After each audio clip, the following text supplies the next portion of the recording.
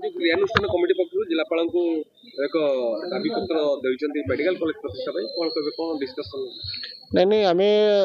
सरकार को दृष्टिगोचर करने चाहूँ जो विधानसभा घोषणा कले भद्रक मेडिकल कॉलेज हम केबे करेंगे तेणु आम सरकार पाखे आज दाबी देलु जे सरकार तारीख शीघ्र घोषणा करूँ विधिवत भाव में जहाँ व्यवस्था अच्छी नोटिफिकेशन करूँ विज्ञप्ति प्रकाश जारी करूँ जे भद्रक सरकार मेडिकल कॉलेज केबे करेंगे यह हूँ मूल मुद्दा था से आम जिलापाल दाबी जिलापाल जरिए माननीय मुख्यमंत्री स्वास्थ्य मंत्री और जिलार मंत्री देइछु जे दृष्टि आकर्षण करूँ तुरंत भद्रक सरकारी मेडिकल कॉलेज तारीख घोषणा करूँ मेडिकल कॉलेज प्रतिष्ठा स्थान को चयन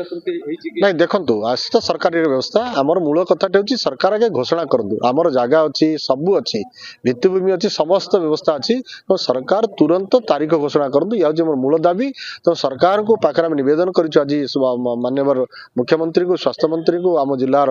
मंत्री सूरज को माननीय मंत्री सूरज सीताप्रज्ञा को सरकार तुरंत भाव में आमर तारीख घोषणा करूँ।